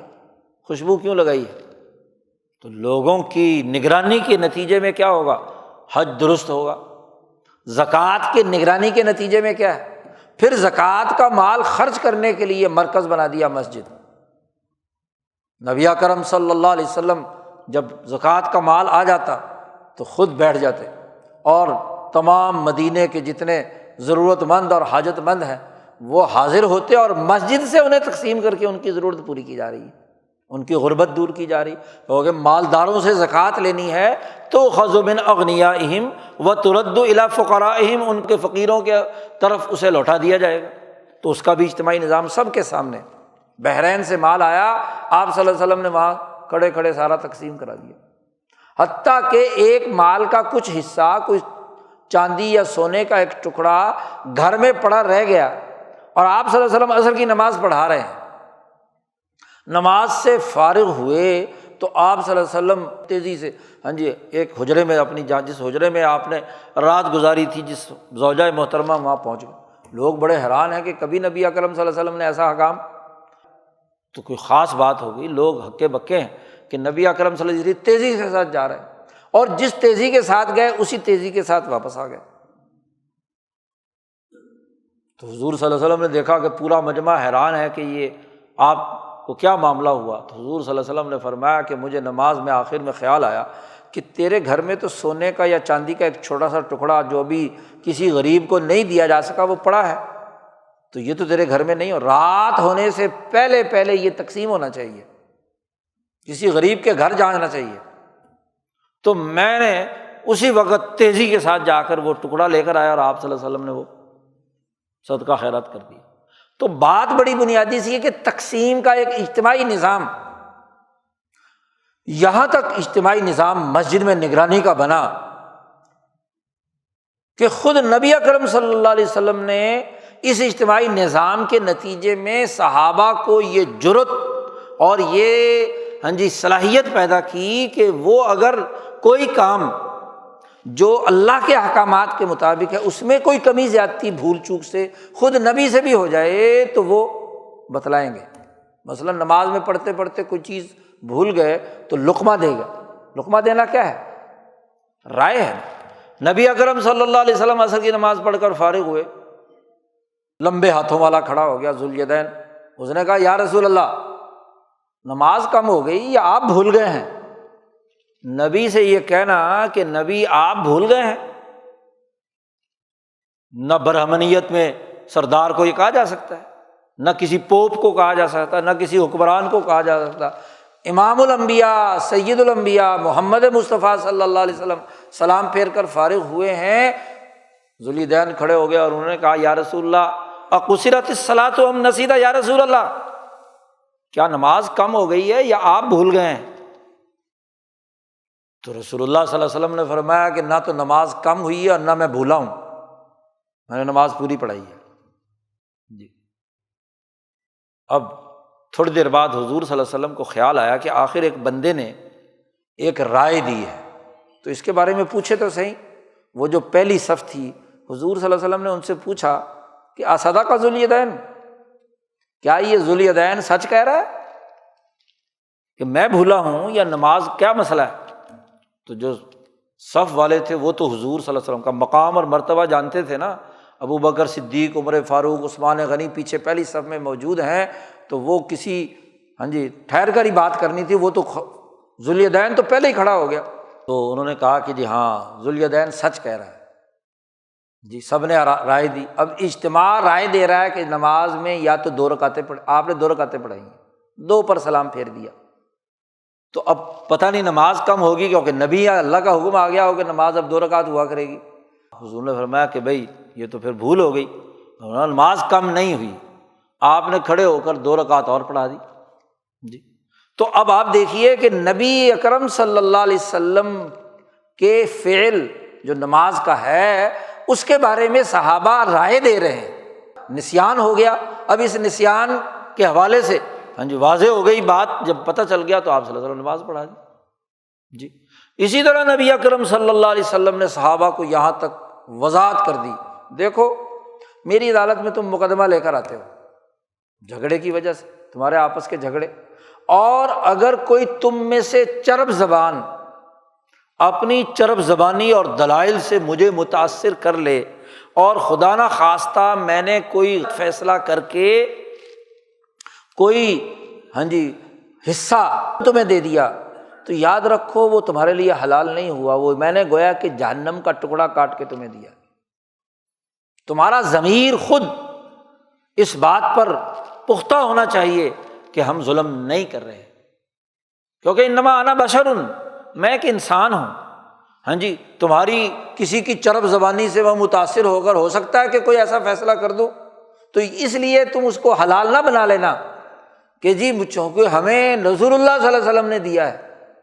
اس لیے میرے لیے کیا ہے اب حلال ہو گیا، کیونکہ آپ نبی ہیں، نبی نے جو فیصلہ فرما دیا اب اس کی خلاف ورزی تو نہیں ہو سکتی۔ یہاں تک رسول اللہ صلی اللہ علیہ وسلم نے اپنے آپ کو اجتماع کے سامنے کیا ہے، سوسائٹی کے سامنے رکھ دیا کہ بھائی اگر میرا کوئی غلط فیصلہ ہوا ہے تو ٹھیک ہے، شرعاً تو نافذ ہو جائے گا، حکومت ہے، حکومت جو حکم دیتی ہے تو فیصلہ تو نافذ ہو جاتا ہے، لیکن تم نے جہنم کا ٹکڑا کھایا، میں نے تو ظاہری دلائل کو دیکھ کر اس کے مطابق فیصلہ کیا ہے۔ اور لیکن اگر تم خیانت کر رہے ہو تو تمہارا ضمیر تو کہہ رہا ہے نا تمہیں، تو دیانتاً تمہارے لیے یہ حلال نہیں۔ تو آپ دیکھیے کہ یہاں تک نبی اکرم صلی اللہ علیہ وسلم کہ اجتماعی اعمال جو آپ صلی اللہ علیہ وسلم نے لوگوں کو یہ سکھانے کے لیے تھا نا، ورنہ نبی تو معصوم ہے، ان سے تو کوئی کسی قسم کے ایسی بات نہیں ہو سکتی۔ اس لیے حضرت شاہ عبد الرحیم رائے پوری رحمۃ اللہ علیہ فرماتے ہیں کہ جو انبیاء کی شان کے مناسب بات نہیں تھی وہ انبیاء پر نہیں آئی، اور جو بشری تقاضے سے انسانوں پر آ سکتی ہے وہ نبی اکرم صلی اللہ علیہ وسلم پر آئی، اور اس کے نتیجے میں ایک مسئلہ لوگوں کو معلوم ہو گیا، ان کی تربیت ہو گئی۔ مثلاً نسیان، یہ کوئی ایسی بات نہیں تھی، تو اس پر اللہ پاک نے کیا ہے وضاحت کر دی، بیان آ گیا، معاملہ ختم ہو گیا۔ تو نبی اکرم صلی اللہ علیہ وسلم اس اجتماع کے اندر اپنے لوگوں کو تربیت دے رہے ہیں کہ وہ اگر کوئی نسیان یا غفلت کی بات ہو جائے تو اسے کیا ہے سامنے لاؤ اجتماع کے۔ آپ دیکھیے کہ نبی اکرم صلی اللہ علیہ وسلم کے بعد خلفاء کی، نبی حضرت ابوبکر صدیق خلیفہ بنے، اور خلیفہ بننے کے بعد اپنی نگرانی کا نظام جی اپنے آپ کو پیش کر رہے ہیں کہ دیکھو تم نے مجھے خلیفہ بنانا چاہتے ہو تو میں نے مجھ پر بہت بڑی ذمہ داری عائد کر دی، میں تم انسانوں میں سے پوری جماعت میں سے انی احد کا احدکم، میں ایک آدمی ہوں جیسے تم ایک ہو جی، اگر میں سیدھا چلوں تو میری اطاعت کرنا، اگر میں غلط چلوں مجھے متنبہ کر دینا، مجھے بتلا دینا۔ اپنے آپ کو خود نگرانی کے لیے پیش کر رہے ہیں جی۔ اسی لیے ابوبکر صدیق رضی اللہ تعالیٰ عنہ کسی معاملے میں رائے قائم کر کے کوئی حکم جاری کرتے ہیں تو عمر فاروق رضی اللہ تعالیٰ عنہ اور جلیل القدر صحابہ ہاں جی جہاں سمجھتے ہیں رائے دینا وہاں رائے دے رہے ہیں جی۔ ابوبکر صدیق رضی اللہ تعالیٰ عنہ نے ایک آدمی آیا جو مؤلفت قلوب میں سے تھا، اس نے کہا کہ جی حضور صلی اللہ علیہ وسلم مجھے پیسے دیا کرتے تھے بیت المال سے، آپ بھی مجھے پرچی لکھ دیں میں بیت المال سے جا کر پیسے لے لوں۔ پرچی لکھ دی، حکم جاری کر دیا، وہ لے کر بڑی خوشی خوشی جا رہا ہے، دربار خلافت سے باہر نکل رہا ہے، سامنے سے حضرت عمر آئے، میں نے کہا یہ کیا پرچی؟ میں نے کہا جی امیر المومنین نے مجھے بیت المال سے پیسے دیے ہیں۔ میں نے کہا لاؤ ذرا مجھے دکھاؤ، لیا اور پھاڑ دیا۔ تمہیں اب یہ مال نہیں دیا جائے گا، اب اسلام عزت والا ہو گیا، طاقتور ہو گیا، قوت والا ہے، اب ہمیں تمہیں مفت میں یہ پیسے دینے کی ضرورت نہیں ہے۔ وہ حضرت ابوبکر صدیق کے پاس آیا، کہنے لگا یا امیر المومنین آپ نے حکم دیا ہے، آپ نے پرچی لکھ کر دی ہے سرکار نے، اور وہ عمر فاروق نے کیا ہے پھاڑ دی۔ عمر فاروق بھی پیچھے آ گئے، انہوں نے کہا امیر المومنین یہ دیکھو یہ کیسے ہو سکتا ہے، اسلام عزت والا ہے، غالب ہے، ان لوگوں کے لیے ہم ابھی بھی پیسے خرچ کریں گے، اس پر قانون سازی کی جائے۔ صحابہ کو بلا لیا، رائے قائم ہوئی، اور پھر اس کے بعد یہ تالیف قلب والا معاملہ ہاں جی ختم ہو گیا، تو رائے سامنے آئی اور اس رائے کی بنیاد پر ایک فیصلہ ہوا۔ ابوبکر صدیق رضی اللہ تعالیٰ نے فرمایا کہ میں کمزور آدمی ہوں، اے عمر تم طاقتور ہو، اس لیے میں نے کہا تھا کہ خلیفہ تم بن جاؤ۔ عمر نے کہا خلیفہ تو آپ ہی ہیں، لیکن بات فیصلہ جو ہے کسی اجتماعی رائے سے ہوگا جی۔ رائے بنیادی طور پر واضح کر دی تو آزادی رائے نگرانی کا عمل ہے نا، کہ حکم جاری کر رہے ہیں خلیفۃ المسلمین، نائب رسول، خلیفہ اول، اور اس پر نگرانی کر رہا ہے کون؟ عمر فاروق رضی اللہ تعالیٰ۔ عمر فاروق خطبہ دینے کے لیے آتے ہیں جی، دو چادریں پہنی ہوئی ہیں، ایک آدمی کھڑا ہو گیا، عمر ہم آپ کا خطبہ نہیں سنیں گے، آپ کی حکومت نہیں مانیں گے۔ خطبہ سننے کا مطلب ہے ہم آپ کو حکمران مانتے ہیں، آپ کو ہم حکمران نہیں مانیں گے۔ پہلے یہ جواب دو کہ ہمیں ایک ایک چادر ملی، تم نے دو چادریں رکھی ہوئی ہیں، کیوں؟ نگرانی کا نظام ہے۔ ابن عمر نے وضاحت کی تو پھر کیا ہے، انہوں نے کہا کہ ہاں اب خطبہ بھی سنیں گے اور باقی کام بھی کریں گے۔ نگرانی کا اجتماعی نظام مسجد میں عمر فاروق نے بنایا۔ ابو موسیٰ اشعری یمن سے آئے مالی حساب کتاب لے کر، اور عمر فاروق نے کہا کہ جاؤ مسجد میں ممبر پر کھڑے ہو کر عوام کے سامنے حساب کتاب پیش کرو کہ یمن کے صوبے میں کتنا پیسہ اکٹھا ہوا اور کہاں کہاں اور کیسے کیسے خرچ ہوا، بیت المال میں کتنا ہے، پورا حساب کتاب وہاں پورا ریکارڈ لے کر، رجسٹر لے کر، اور جس نے چیک کرنا ہے وہ آئے اور رجسٹر تفصیل سے بھی چیک کر لے، پورا گویا کہ ایک صوبے کا بجٹ پڑھ کر سنایا جا رہا ہے۔ اگر ایک یمن کے صوبے کا گورنر یہ تمام کرتا ہے، باقی سارے گورنر بھی آ کر سالانہ اپنا حساب کتاب پیش کریں گے عوام کے سامنے۔ نگرانی کا نظام، کسی کو اعتراض ہے تو بتاؤ جی کہ اس حساب کتاب میں کوئی کمی اور خامی ہے۔ عمر فاروق رضی اللہ تعالیٰ عنہ خطبہ دے رہے ہیں اور فرمایا خطبے میں، یہ مال ہمارا ہے، ہم اس کے مالک ہیں، جس کو چاہے ہم دیں، جس کو چاہے نہ دیں۔ خاموشی۔ ٹھہر کر انہوں نے پھر یہی جملہ دہرایا، پھر خاموشی۔ تیسری دفعہ عمر فاروق نے جب یہ بات کہی تو جوان کھڑے ہو گئے، انہوں نے کہا اے عمر، یہ مال تمہارا نہیں ہے، تم کو اس کے مالک ہو، یہ لوگوں کا مال ہے، تم اس کے امین ہو، آپ اس کو ذاتی خواہشات اور رائے کے مطابق خرچ نہیں کر سکتے۔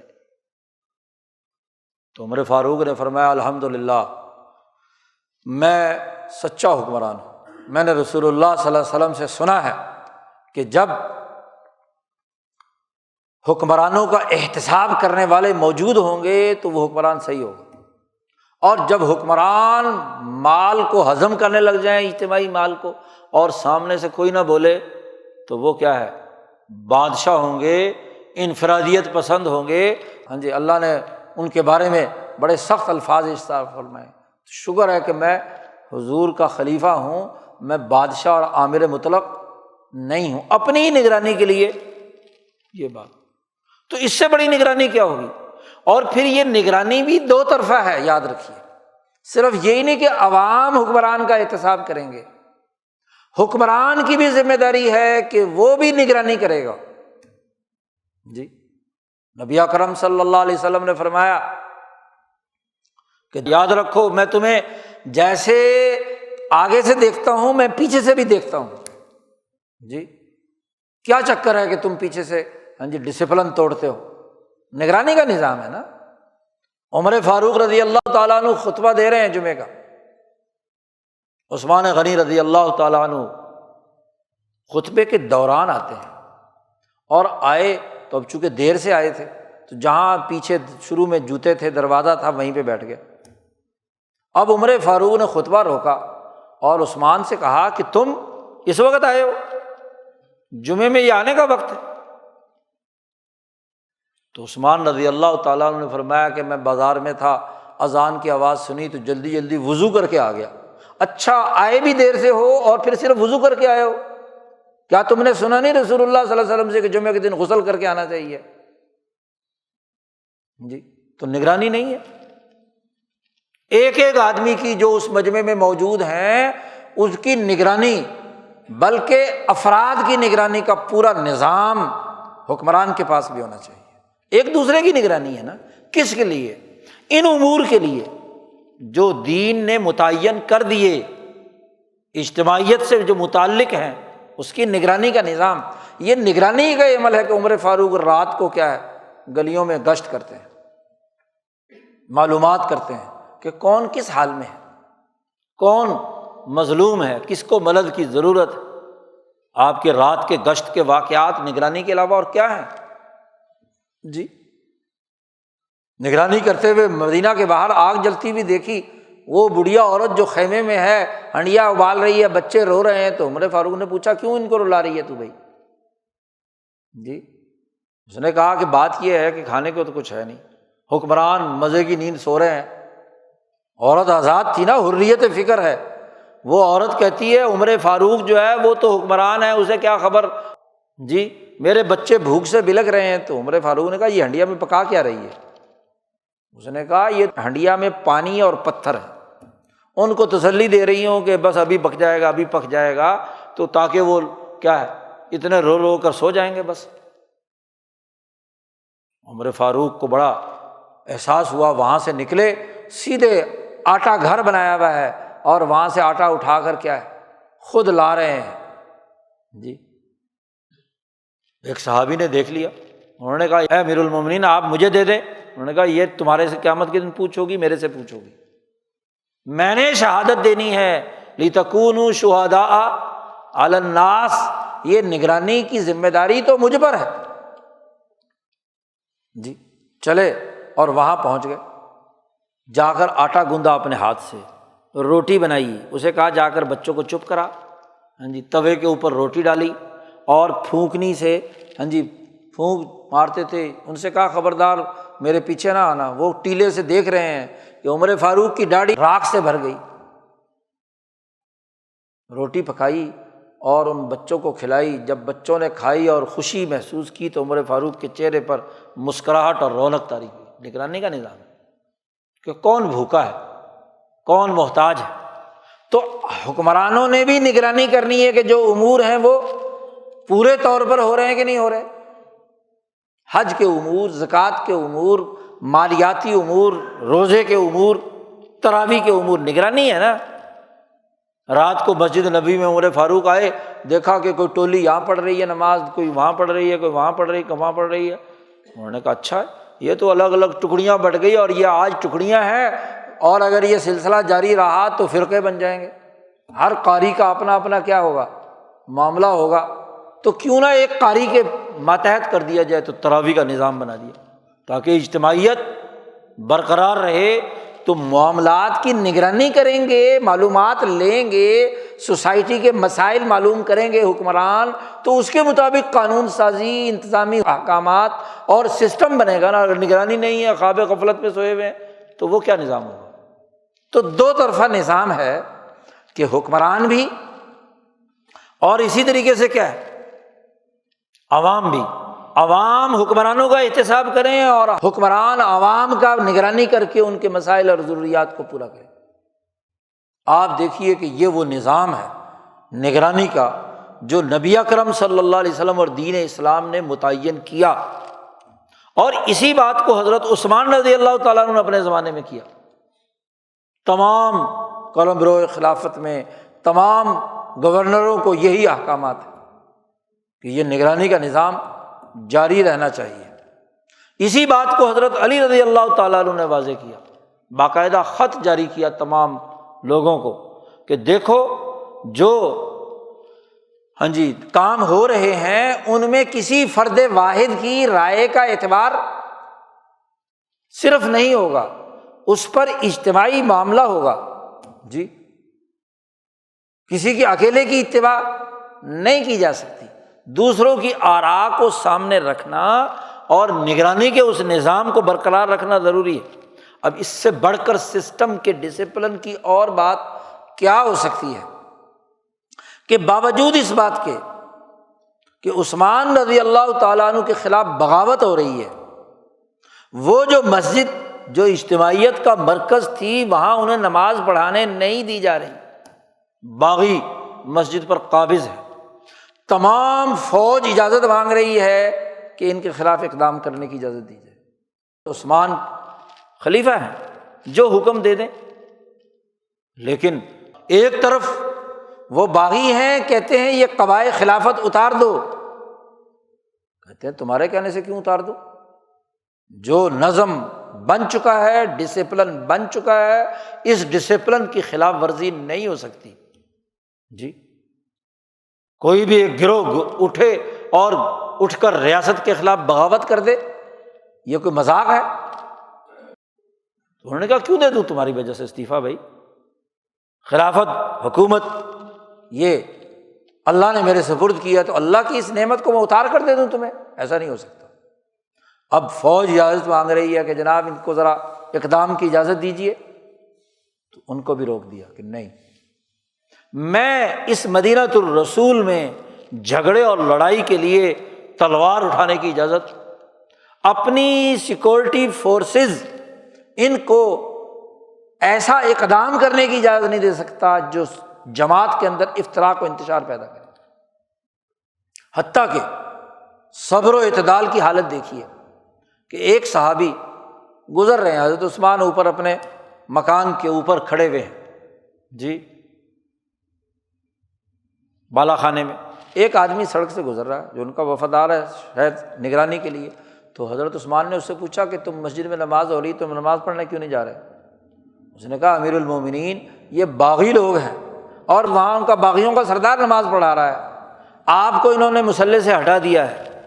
تو ہم آپ کے بغیر ان کے ساتھ نماز پڑھنے کے لیے کیسے جائیں؟ عثمان نے کہا دیکھو باغی ہیں، یہ اگر اچھا کام کر رہے ہیں تو اچھے کام میں شریک ہو جاؤ،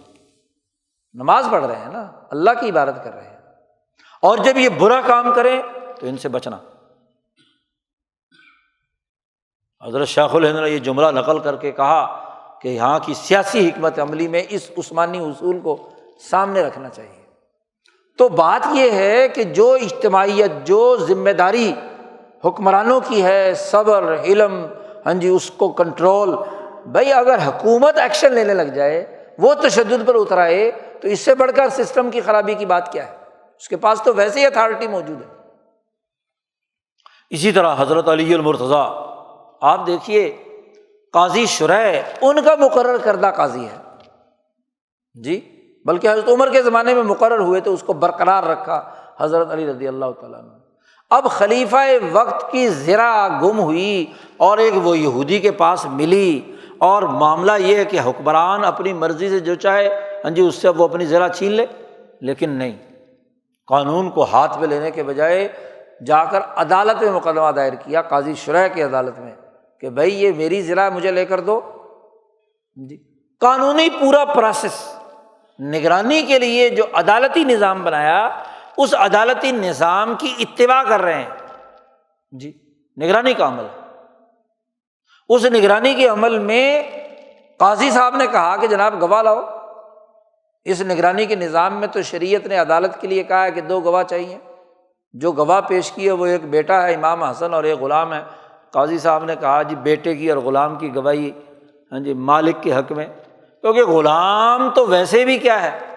مالک کا مال ہے، تو اس کی گواہی کیسے معتبر؟ کوئی غیر جانبدار ہونا چاہیے، اور بیٹا اس کی گواہی بھی معتبر نہیں ہے، باہر سے گواہ لاؤ۔ نگرانی کا نظام ہے نا، خود خلیفہ اپنے آپ کو عدالت کے کٹہرے میں پیش کر رہے جی۔ امام حسن کا طریقہ،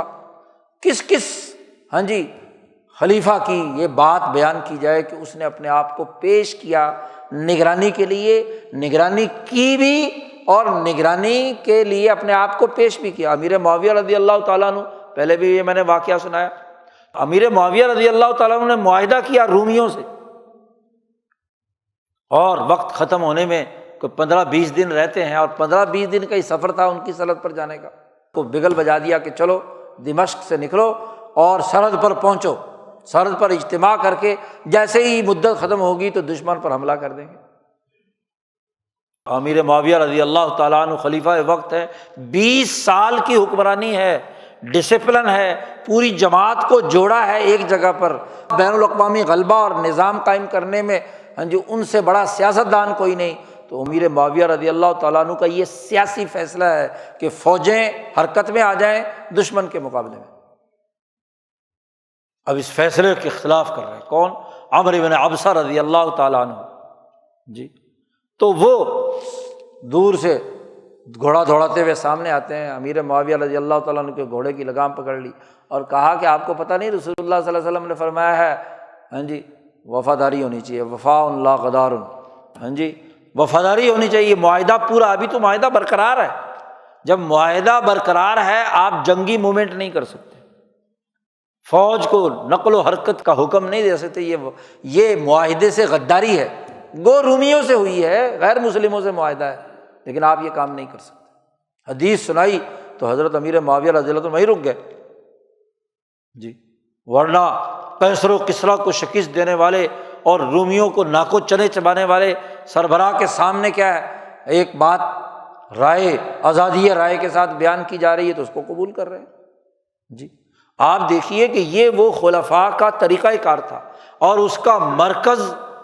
مسجد تھی، اس لیے مسجد میں حکمران سے کہا گیا ہے کہ وہ جمعہ پڑھایا گیا، یا حکمران کا با اختیار نمائندہ پڑھائے جسے فیصلے کا اختیار ہے، جو اس شہر کا حاکم ہے، جو اس ریاست اور صوبے کا گورنر، تاکہ وہ نگرانی جو عوامی نگرانی ہے وہ بھی کرے، اور عوام بھی اس سے جو سوال پوچھنا چاہیں مالی حساب سے متعلق، کوئی سیاسی فیصلوں سے متعلق، وہ بھی رائے دیں جی۔ 1200 سال مسلمانوں کا یہ اجتماعی نظام جاری رہا، خلافت راشدہ ہو، خلافت بنو امیہ ہو، یا خلافت بنو عباس ہو، یا خلافت بنو عثمان ہو جی۔ اور خاص طور پر وہ حریت پسند علماء، فقہاء، محدثین، محققین، جی، اہل علم اور اہل الرائے، جی، ان کی رائے، ان امراء کی، ان علماء کی آراء ہی تھیں جو اس خلافت کو ڈسپلن میں رکھتی تھی، اس پورے حکومتی نظام کو، قومی نظام کو۔ یہی حال اس بر عظیم پاک و ہند کے اندر، ہاں جی، جب سے مسلمانوں نے حکومت سنبھالی، یہی اجتماعی نظام تھا جی۔ چند ادھر ادھر کے جھوٹے سچے واقعات تاریخ میں سے نکال کر پوری تاریخ کو مسخ کرنا، یہ سامراجی طریقہ تاریخ ہے، ورنہ حقیقت میں اگر تاریخ دیکھی جائے تو اس پوری تاریخ کے حوالے سے ایسے سر بکف سینکڑوں واقعات ہیں، اگر سنانا شروع کرو تو کئی گھنٹے اسی میں صرف ہو جائیں۔ آپ دیکھیے کہ یہ وہ نگرانی کا نظام ہے کہ عوام نگرانی کریں گے، عدالتوں کی بھی، ہاں جی، حکومتوں کی بھی، انتظامی افسران کی بھی، اور اسی طرح ہاں جی حکمران نگرانی کریں گے اس اجتماعی نظام کے ذریعے سے ریاست کی، انسانی حقوق کی، ان کی ضروریات پوری کرنے کی۔ یہ وہ اجتماعی نظام تھا جس سے قوموں نے ترقی کی۔ افریقہ زوال کی حالت میں تھا، مسلمانوں کے اس اجتماعی نظام میں افریقہ سونے میں کھیلنا لگے۔ یورپ زوال کی حالت میں تھا، ہاں جی، بنو امیہ عبد الرحمن جب اندلس میں داخل ہوئے تو یورپ کا وہ حصہ جو مسلمانوں کے زیر نظام آیا، تو آپ دیکھیے قومی نظام نے علم تخلیق کیا، حکمت دی، سیاسی ترقی کی، معاشی ترقی کی، اجتماعی ترقی کی، بلا تفریق رنگ نسل مذہب۔ یہ ہندوستان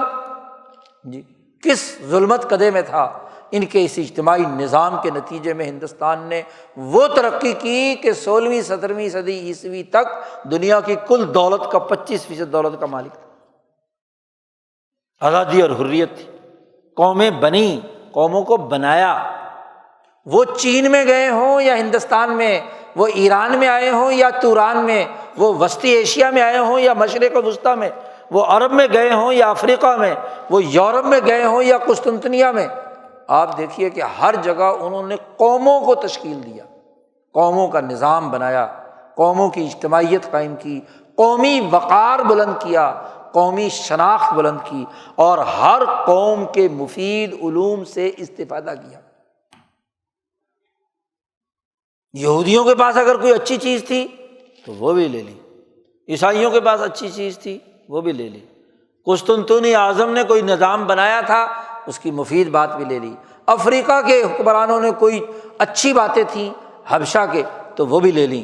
اندلس کے اندر جو ڈسپلن تھے وہ بھی اس پورے سسٹم کے ساتھ جوڑ دیے، اور ہندوستان میں سنسکرت، وید اور یہاں کا جو ہاں جی علم تھا اس کو بھی لے کر ہاں جی اس کو جذب کر لیا، اور قوموں کی تشکیل کر کے قوموں کو آزادی اور حریت کے راستے پر ڈال دیا۔ یہ وہ بین الاقوامی نظام ہے، بلکہ ہر قوم کا قومی نظام ہے جسے دین اسلام نے بڑے منظم انداز میں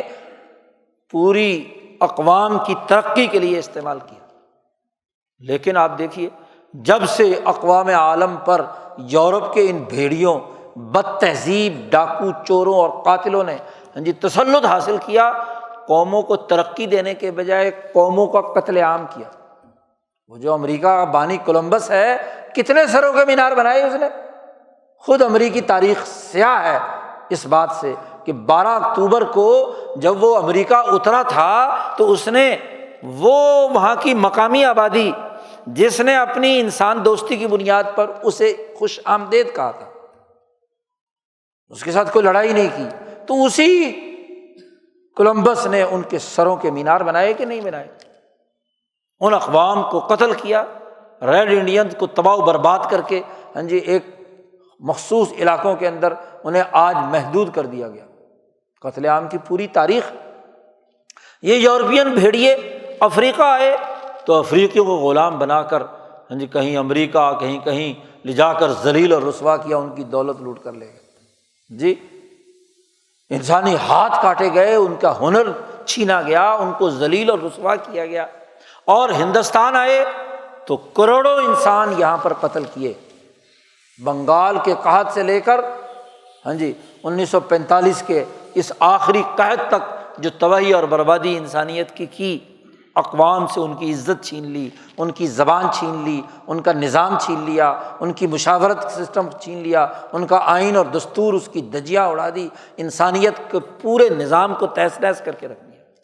سرمایہ داری کے اس نظام نے، سفاکیت نے، دولت کی ہوس نے انسانیت کے لیے سوائے تباہی بربادی کے اور کچھ نہیں۔ اس بر عظیم پاک و ہند سے 300 سال سے جو سب سے بڑی خرابی ہوئی، یہاں کی زبان چھین کر ایک غیر زبان مسلط کر دی، گونگے بنا دیا۔ جی اس کے نتیجے میں آزادانہ رائے کہاں سے بننی تھی؟ رائے بنانا ختم کر کے پروپیگنڈے کی بنیاد پر غلط رائے ان کے دماغوں میں اونڈیلی گئی، بامعنی مشاورت ختم کر کے مشاورت کا ڈھکوسلا بنایا گیا، مشاورت کے حوالے سے صرف نام نہاد اسمبلی بنا دی، کوئی ادارہ بنا دیا، کوئی کونسل بنا دی بس، اور اصل حقیقی مشاورت قومی نقطۂ نظر سے ختم کر دی، عدالتی نظام تباہ کر دیا، سامراجی اور سرمایہ دارانہ مقاصد کے لیے استعمال کیا، انتظامی ڈھانچہ تباہ و برباد کر دیا گیا، ایسا انتظامی ڈھانچہ تشکیل دیا گیا جو سرمایہ داری کے مفادات کو آگے بڑھائے، یہاں کے انسانوں کو حقیر بنائے، اس حقارت کے لیے ججوں کو، وکیلوں کو، انتظامی افسروں کو اور پورے جتنے بھی ان کے اعلی کار اور ایجنٹ تھے، ان کو بہت بڑے تنخواہیں، بہت زیادہ اختیارات، بہت زیادہ عیاشیاں، بہت سی مفادات، جس سے یہاں کی قوموں کو قدم قدم پر ذلیل کرنا، ہر دفتر میں گھسے ذلیل ہو، اس کے ساتھ سلوک، اسی کے پیسے سے کہا جاتا پبلک سرونٹ۔ کیسے پبلک سرونٹ ہے؟ پبلک کی توہین کرنے کے لیے خدمت کا کام ہے، ذلت اور رسوائی کا کام ہے۔ ایک جج بھی، ایک وکیل بھی، ایک پروفیسر بھی، ایک AC DC کمشنر بھی، ایک انتظامی افسر بھی اپنے دفتر میں آنے والے ہر سائل کو ذلیل سمجھتا ہے، عزت دینے کے بجائے۔ آپ دیکھیے کہ یہ ذلت اور رسوائی کا نظام، پھر نگرانی کا نظام سمجھنے کی آج بات یہ ہے، نگرانی کے نظام کے لیے جو مرکز بنایا تھا مسجد، اس کی حیثیت ختم کر دی۔ مسجد کے مرکز میں حکمران بھی آ کر جواب دہ تھا اور عوام بھی، ان کی نگرانی کا بھی نظام تھا۔ جو یہ اجتماعی نظام تھا تو مسجد کی یہ حیثیت ختم کر دی، کیونکہ جب حکم کمپنی بہادر کا ہوا تو حکم اب انگریز کی ایسٹ انڈیا کمپنی کی ایجنسی سے جاری ہوگا، تو حکم کا مرکز مسجد نہیں رہی۔ اسی مسجد کے کھوکھلا پن کو واضح کیا شاہ عبد العزیز دہلوی نے اپنے فتوے میں، کہ اگرچہ جمعے کی نماز پڑھنے کی اجازت ہے، لیکن جمعے کے خطیب کے پاس نگرانی کا کوئی نظام نہیں، اور عوام اس بیچارے خطیب کا کیا احتساب کریں گے؟ جس کا احتساب کرنا ہے وہ مسجد سے باہر بیٹھا ہوا ہے، اس کا احتساب کیسے ہوگا؟ اگرچہ روزہ رکھنے کی اجازت ہے، اگرچہ عید کا بہت بڑا اجتماع ہے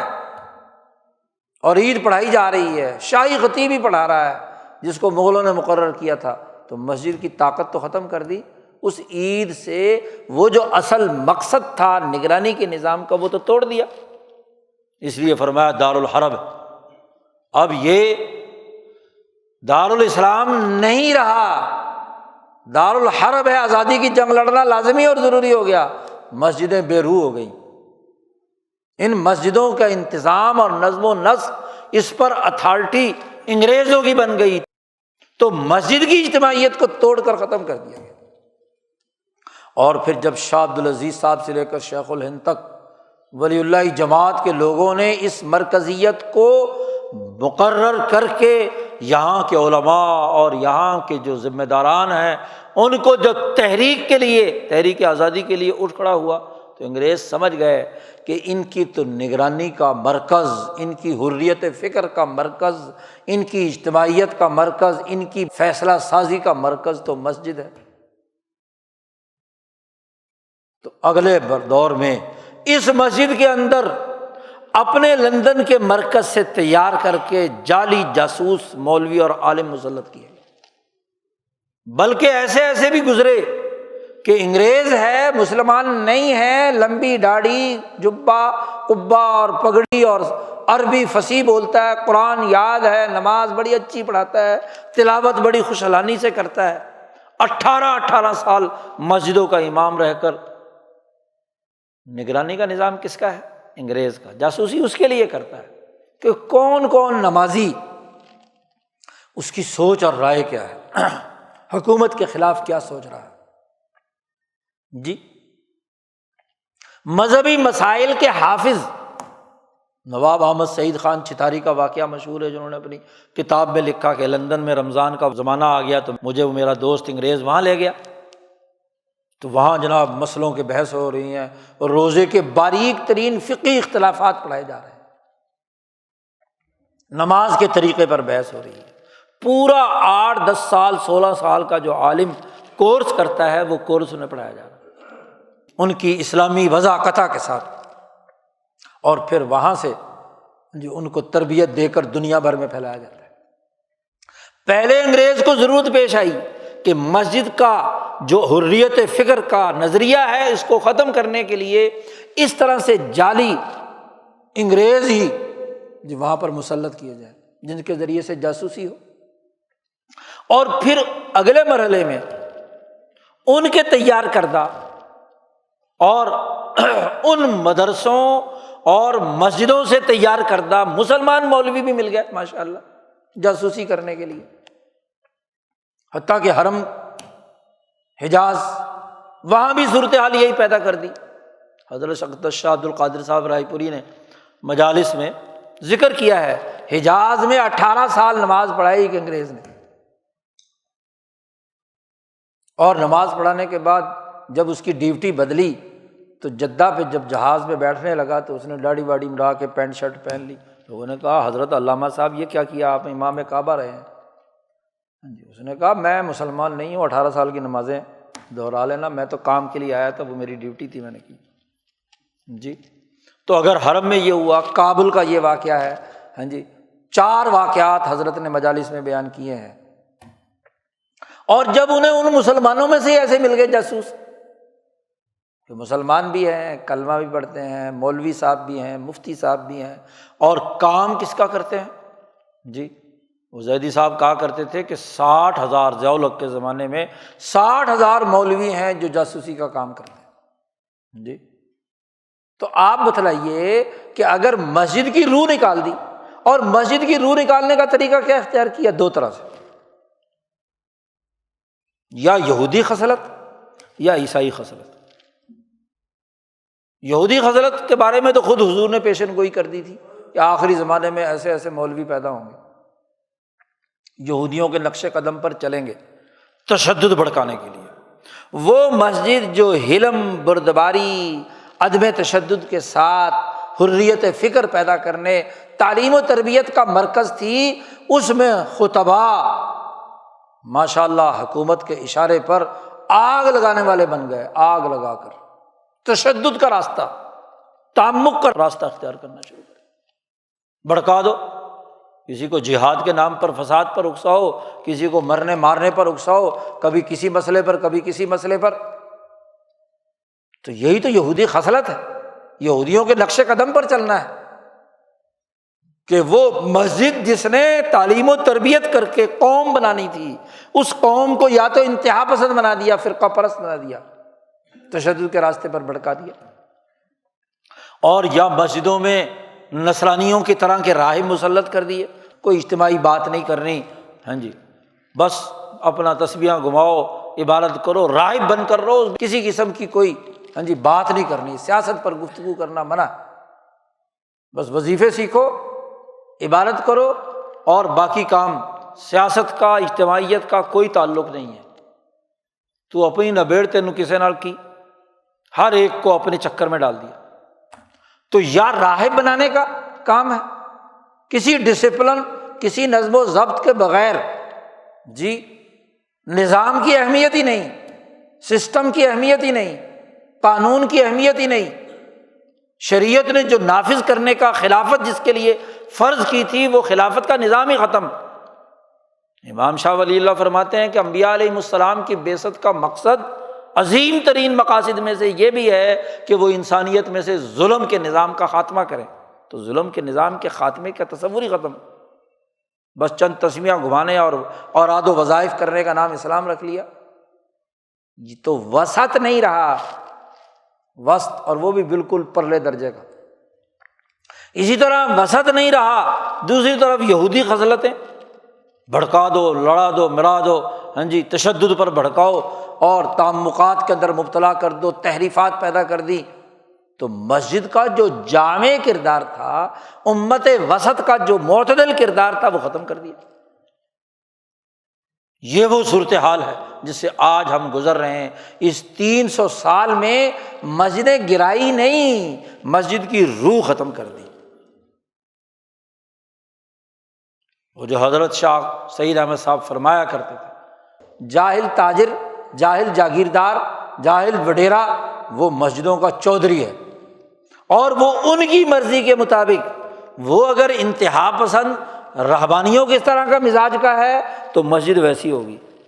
جی اس میں اتنی ہی بات ہوگی۔ وہ اگر کوئی تشدد پسند اور لڑنے مرنے والا جہادی ہے تو مسجد کیا ہوگی؟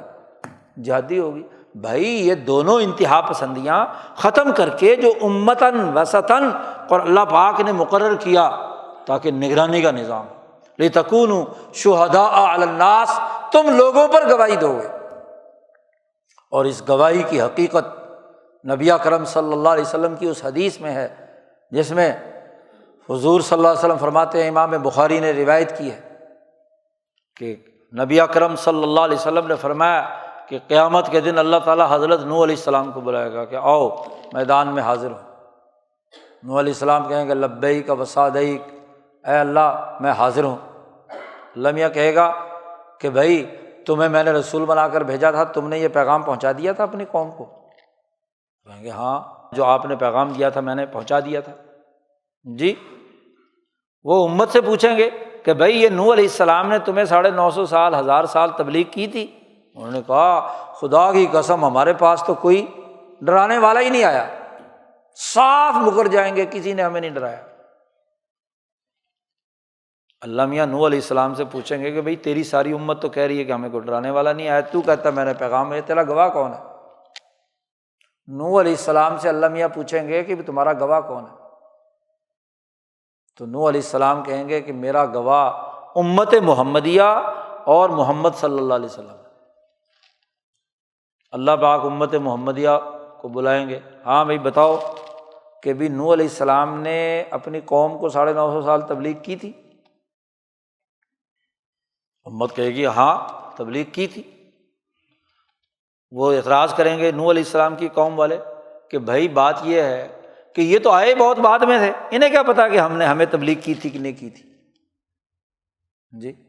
تو ان کی گواہی کیسے؟ گواہی پر جرا ہوگی۔ تو امت محمدیہ سے اللہ تعالیٰ پوچھیں گے کہ ہاں بھائی تم گواہی دے رہے ہو تو کس بنیاد پر؟ انہوں نے کہا جی ہمارے گواہ حضرت محمد مصطفیٰ صلی اللہ علیہ وسلم ہے۔ تو وَيَكُونَ الرَّسُولُ عَلَيْكُمْ شہیداً، پھر حضور صلی اللہ علیہ وسلم نے یہ آیت پڑھی کہ تم انسانیت کے گواہ ہو، حتیٰ کہ وہ انسانیت جو ماضی میں بھی گزری ہے، اور جب ماضی کی گزری ہوئی امت پر گواہی اور ذمہ داری تمہاری ہے تو یہ بعد والے جو ہیں ان کی گواہی نہیں ہوگی، ان کی بھی گواہی کریں گے، جی جن کے سامنے یہ سب کچھ ہوا ہے۔ اور اس گواہی کی تصدیق حضرت محمد مصطفیٰ صلی اللہ علیہ وسلم کریں گے کہ آپ نے ہمیں بتایا ہے، کیونکہ آپ ماضی کے واقعات کو بھی جانتے ہیں اور آنے والے واقعات کو بھی جانتے ہیں، آپ نے مشاہدے کے مطابق حق گواہی دی ہے۔ اس گواہی کی بنیاد پر ہم گواہی دیتے ہیں کہ نوح علیہ السلام نے 950 سال تبلیغ کی تھی، قرآن میں آیت موجود ہے۔ جی ہم نے نوح علیہ السلام کو بھیجا، انہوں نے کیا ہے 950 سال تبلیغ کی۔ تو آپ دیکھیے کہ یہ گواہی ہے، اور ہمارے حضرت شاہ سید احمد صاحب رائے پوری رحمۃ اللہ علیہ فرمایا کرتے تھے کہ یہ جو شہداء علی الناس امت محمدیہ کو کہا ہے، نگران بنایا ہے، تو یہ نگرانی وہی کر سکتا ہے جو حق کے ساتھ سچی گواہی دے، جی سچا چوکیدار ہو۔ اور اگر چوکیدار چوروں کے ساتھ مل جائے تو پھر کیا ہوگا؟ چوکیدار تو اس کو رکھا جاتا ہے، ایک محلے میں بہت سارے لوگ بستے ہیں، مسلمان بھی ہیں، ہندو بھی ہیں، سکھ بھی ہیں، عیسائی بھی ہیں، ہاں جی 1947 سے پہلے تو ایسے ہی تھا، اور اب بھی کہیں سندھ میں چلے جاؤ تو وہاں بھی، تو اس گلی اور محلے میں چوکیدار رکھا جاتا ہے۔ چوکیدار کسے رکھتے ہیں؟ جو امانت دار ہو، چوروں کا ساتھی نہ ہو، سیکورٹی پر اسی کو رکھا جاتا ہے نا، ہاں جی، جو عدل و انصاف کے ساتھ معاملے کی نگرانی بھی کرے اور کسی کو انسانیت دشمنی کرنے بھی نہ دے، تو وہ چوکیدار ہوتا ہے۔ اور اگر کسی بستی اور محلے کا چوکیدار وہ چوروں کے ساتھ مل جائے تو کوئی اسے چوکیدار رکھے گا؟ آج مسلمان کہتے ہیں، حضرت فرماتے ہیں آج مسلمان کہتے ہیں کوئی ہمیں چوکیدار ہی نہیں مانتا، ہم شہداء علی الناس کیسے ہوں گے؟ تو بھائی تم اپنے اندر وہ اخلاق پیدا کرو، وہ رویے پیدا کرو جو امت وسط کے نبی اکرم صلی اللہ علیہ وسلم نے بیان کیے ہیں۔ اپنی رائے آزاد رکھو، بامعنی مشاورت، جی صحیح حکم اور فیصلے تک پہنچو، صحیح سسٹم اور نظام بناؤ، اس کی نگرانی کا نظام بناؤ، تو تمہیں کوئی چوکیدار کیوں نہیں رکھے گا؟ جی، اور جب تم چوکیدار ہوگے تو پھر تمہارا فریضہ ہے کہ ایک یہودی کی جان کی بھی حفاظت کرو، ایک عیسائی کی بھی، مظلوم عیسائی کی بھی، مظلوم یہودی، مظلوم عیسائی، مظلوم ہندو، مظلوم سکھ، مظلوم مسلمان، ہر ایک انسان کی حفاظت کرو جو مظلوم ہے۔ چوکیدار کا کام چور کسی بھی نسل یا مذہب کا ہو، ڈاکو، اس کے خلاف اقدام کرنا ہوتا ہے، اور جو مظلوم ہے وہ کسی بھی نسل اور کسی بھی قوم کا ہو، کسی بھی مذہب کا ہو، اس کی حفاظت کرنی ہوتی ہے۔ چوکیدار کا کام یہ ہوتا ہے۔ اور اگر چوکیدار یہ کام نہ کرے، الٹا چوروں ڈاکوؤں کا ایجنٹ بن جائے، تو اس کو چوکیدار کون رکھے گا؟